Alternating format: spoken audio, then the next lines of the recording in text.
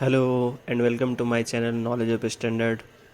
आज आप लोगों को नॉलेज ऑफ स्टैंडर्ड के चैनल पे बताने वाला हूँ लीन के एक नए टूल के बारे में जिसको हम लोग वाई वाई एनालिसिस के बारे में जानते हैं। इसमें क्या है कि एक प्रॉब्लम सॉल्विंग के जो प्रोसेस होते हैं, जो 7 स्टेप्स होते हैं, उसका जो कोर एरिया होता है जहाँ पे हम रूट कॉज एनालिसिस पर बात करते हैं, रूट कॉज निकालते हैं किसी प्रॉब्लम्स को।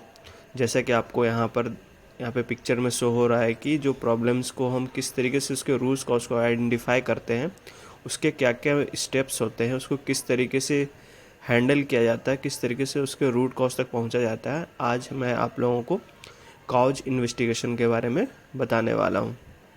तो चलिए जानते हैं इसके स्टेप्स को। जैसा कि प्रॉब्लम सॉल्विंग के ऑलरेडी मैं ये सारी डिटेल्स प्रोसेस आपके प्रीवियस वीडियो में डाल चुका हूँ, जिसको प्रॉब्लम सॉल्विंग के नाम से एक वीडियो मेरे लिंक पे चैनल पे मिल जाएगा आपको, वहाँ से आप ये टोटल समझ सकते हैं। लेकिन उस वीडियो में ये जो डिटेल डिस्क्रिप्शन है, इसको करते कैसे हैं वो मैंने वहाँ नहीं बता रखा है, जिसके लिए ये एक अलग से वीडियो बनाना पड़ रहा है। तो चलिए आज मैं इसको हम लोग 5Y के बारे में समझते हैं। इसको वाई वाई एनालिसिस में कई जगह बोला जाता है। तो फर्स्ट में हम इसमें क्या करेंगे कि जैसे हम प्रॉब्लम्स को आइडेंटिफाई कर लिए हैं, जो सेकेंडरी में क्लैरिफाई में गैम्बा पे जा करके देख लिए, ये सारे स्टेप्स कर चुके हैं। सपोज़ के लिए कि हम ये सारे स्टेप कर चुके हैं, अब हमें करना क्या है कि कॉज को इन्वेस्टिगेट करना और रूट कॉज को आइडेंटिफाई करना है। तो इसको जानने के लिए हम किस तरीके से किसी प्रॉब्लम को आइडेंटिफाई करके उस पर एक्शन और उसके रूट कॉज और इफ़ेक्टिवनेस को चेक करते हैं, उसको जानेंगे एक एग्जांपल के थ्रू।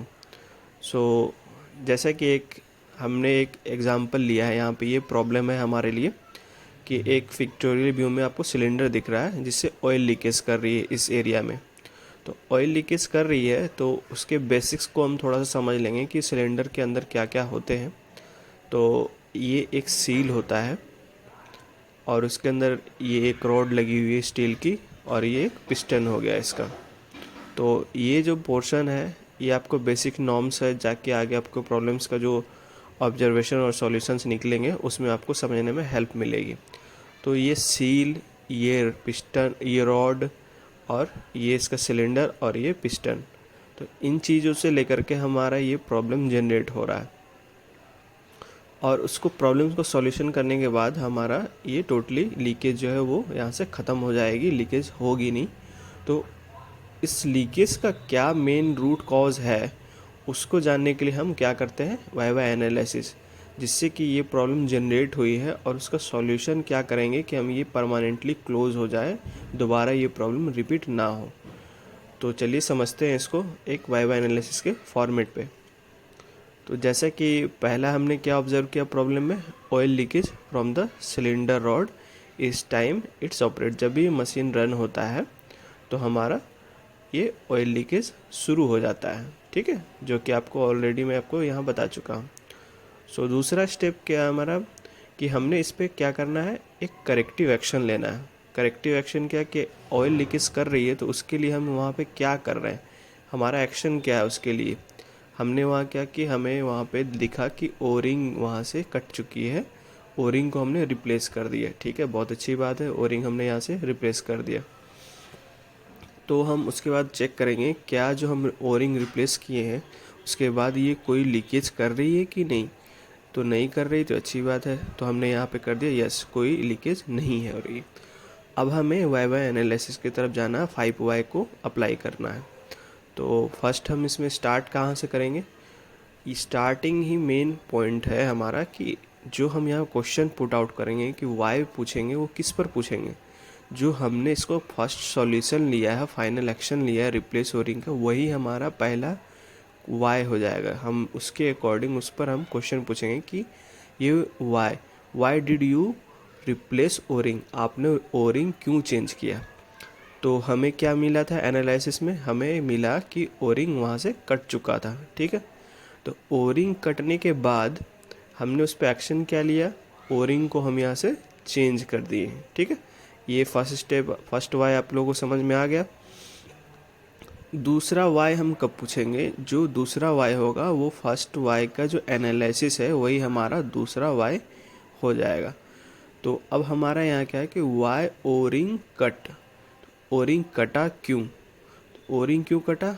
उसने पाया, जिसने भी इसको रिपेयर कर रहा होगा ओरिंग को, सिलेंडर के लीकेज को, उसने पाया कि रॉड हैज स्क्रैच, मतलब रॉड जो है वो स्क्रैच लग चुकी थी।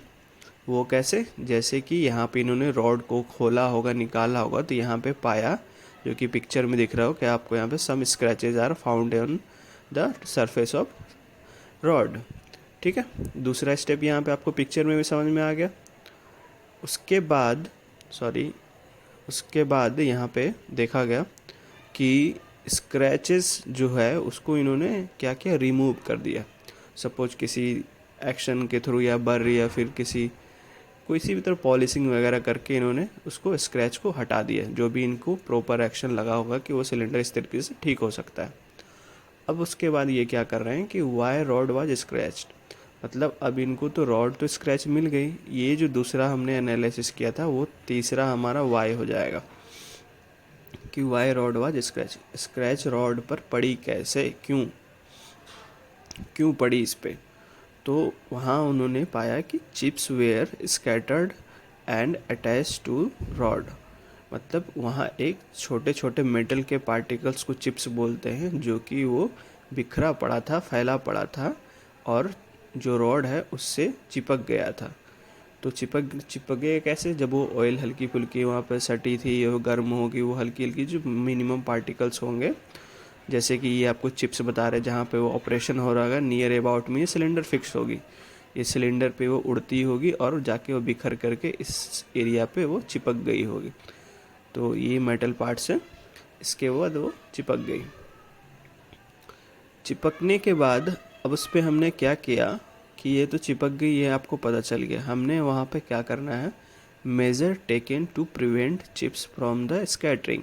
हमको वहाँ पे मेज़र करना है कि वो जो चिप्स है वो कितने एरिया में फैल रही है, वो कितने एरिया का जो सिलेंडर पे वहाँ पर वो बिखर रही है, जब वो ऑपरेशन उस सिलेंडर के नियर अबाउट हो रहा होगा, जो कि उस पार्ट पर असर कर रहा है, मतलब उस रॉड पे अटैक कर रहा है। तो उस पे क्या हुआ कि हम उस एरिया को मेज़र कर लेंगे जहाँ पर ये स्कैटरिंग चिप्स हो रही है, मतलब चिप्स बिखर के वहाँ पर सिलेंडर रॉड पे चिपक जाती है। ठीक है, यहाँ तक क्लियर हो गया। अब उसके बाद हम क्या करेंगे कि why chips were attach on the rod, rod पे चिपक क्यों रही है, वो क्यों सट जा रही है उस जगह जा करके, इसके पीछे भी तो कोई लॉजिक या कारण होगा। तो ऑब्ज़र्व करने के बाद वहाँ पे फ्लोर पे जहाँ पे वर्क हो रहा है वहाँ उन्होंने पाया cylinder located with scattering range of the chips, मतलब जहाँ पर वो सिलेंडर अटैच्ड है वहाँ पर जो वर्किंग हो रही है, ऑपरेशन हो रहा है, उसके चिप्स आ कर के उसके दायरे के अंदर है, मतलब वो उतनी एरिया पे वो चिप्स तो निकलेगी, वो वहाँ पर उन्होंने ऑब्ज़र्व किया। And rod cover is not place, मतलब रॉड पे वहाँ पे कोई कवर प्रोटेक्टेड नहीं था जिससे कि वो चिप्स को हार्म होने से, चिप्स से हार्म होने से उसको प्रोटेक्ट कर पाए। तो इन्होंने अच्छा पॉइंट निकाला कि वहाँ पे कोई हम कवर पुट आउट नहीं है उसके ऊपर लगा हुआ, जिसके थ्रू वहाँ पर चिप्स से उसको सिलेंडर को प्रोटेक्ट किया जा सके। ठीक है, तो उस पर एक्शन क्या लिया इन्होंने, सिलेंडर पोजीशन को इन्होंने चेंज कर दिया और कवर को फिक्स कर दिया उस नियर अबाउट प्लेस पे। नियर अबाउट प्लेस आपका क्या हो जाएगा, मतलब इस वाले एरिया पे उन्होंने कुछ बाहर के साइड में कुछ कवर या प्रोटेक्शन डाल दिया जिससे कि चिप्स उड़ के इसके नियर अबाउट पे ना पड़े, जहाँ पे ये रॉड पे और ये सिलेंडर का लिंकेज हो। ठीक है, तो यहाँ तक आप लोगों को समझ में आ गया। अब ये फाइनली इन्होंने देखा कि चलो ये तो हमने कर दिया, सब कुछ यहाँ पे सॉल्यूशन हो गया यहाँ तक, अब भी तो कोई प्रॉब्लम हो सकती है, जो कि हम प्रिवेंशन की तरफ, तभी तो ये वाई वाई एनालिसिस की ओर जा रहे हैं हम।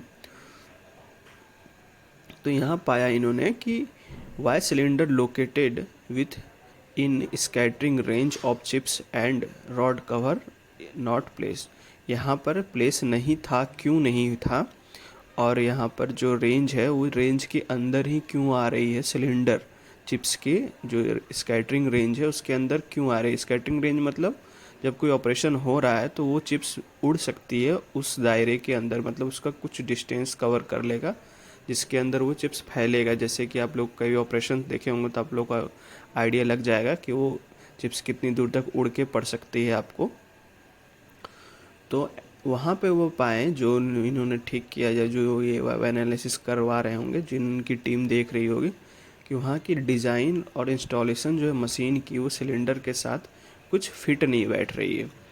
तो मतलब वो आपने कवर ओवर लगाने के बाद प्रोटेक्ट तो हो जाएगा, लेकिन लॉन्ग टाइम आपको रूट कॉज तक नहीं दे पाएगा, प्रोटेक्ट नहीं कर पाएगा लॉन्ग टाइम तक, वो बार बार प्रॉब्लम रिपीट होगी। तो उन्होंने क्या किया, परमानेंटली रूट कॉज एनालिसिस के बाद डिज़ाइन और इंस्टॉलेशन को ही थोड़ा सा मॉडिफाई और स्टैंडर्ड कर दिया, जिससे क्यों किसी भी प्रकार का आने वाले टाइम में वो रिप्लेस करने की ज़रूरत ना पड़े with in A life of O-ring. ठीक है, तो यहाँ पर रूट कॉज हमें क्या निकल के आया, जो डिज़ाइन था वो डिफेक्टिव था और जो इंस्टॉलेशन थी वो ठीक तरीके से नहीं थी।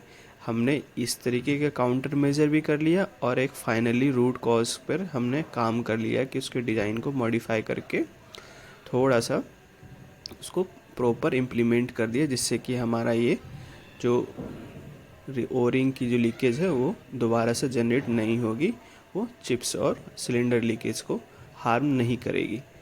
सो गाइज, आप लोगों को ये वीडियो बहुत अच्छा लगा होगा, आई होप लोग समझ में भी आया होगा।